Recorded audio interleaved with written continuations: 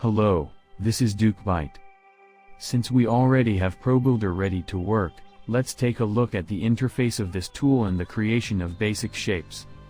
At the top of the scene, we have the Edit Mode toolbar.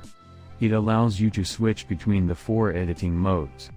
The first object mode is the standard mode for selecting and manipulating objects in Unity. The second Vertex mode allows you to select and manipulate vertices on a ProBuilder mesh.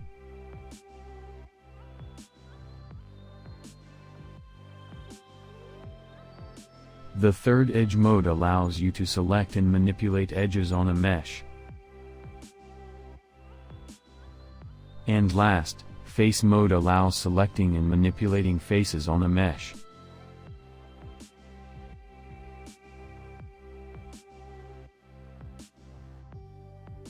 G key toggles between the Object and Vertex, Edge or Face modes. H key toggles between the Vertex, Edge, and Face. The ProBuilder toolbar is color-coded. The orange or brown color is for tools that open in a separate panel. The blue color is for selection tools. The green color is for mesh editing functions that affect the entire object.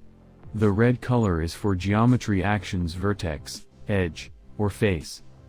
The ProBuilder window dynamically changes to match your current edit mode and element selection. Buttons only appear if you can use them with your current edit mode. And buttons are disabled if you cannot use them on the current selection. Some buttons have options. In icon mode, the gear icon, and at text mode, the plus icon appears on the right side of a tool button. Let's move on to creating basic shapes. The Shape tool gives us a lot of typical geometric shapes and more advanced ones like stairs or doorway. Each of these shapes has a set of parameters to modify. Let's take a quick look at these shapes because we will often use them to create more modified versions.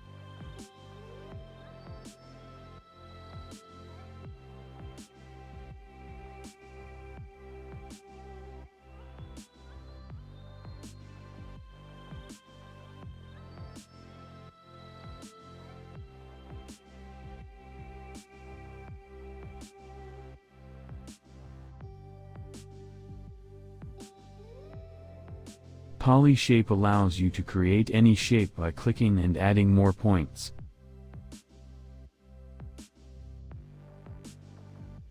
The last point must be in the place of the first point. When we have already drawn the whole shape, a handle appears, which we have to drag by the mouse to add a height to the shape.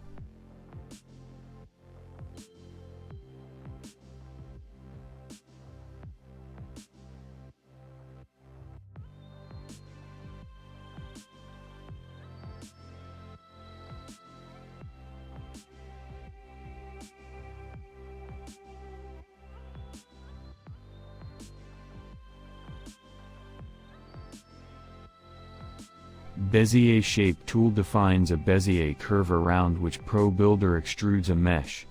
Bezier Shape is an experimental tool and doesn't show in the ProBuilder toolbar. We need to open the Edit menu, and next click Preferences, go to ProBuilder tab and select Experimental Features Enabled.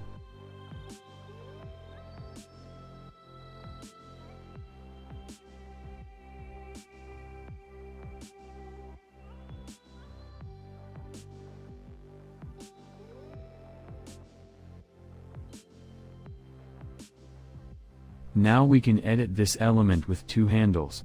We need to enable gizmos visibility.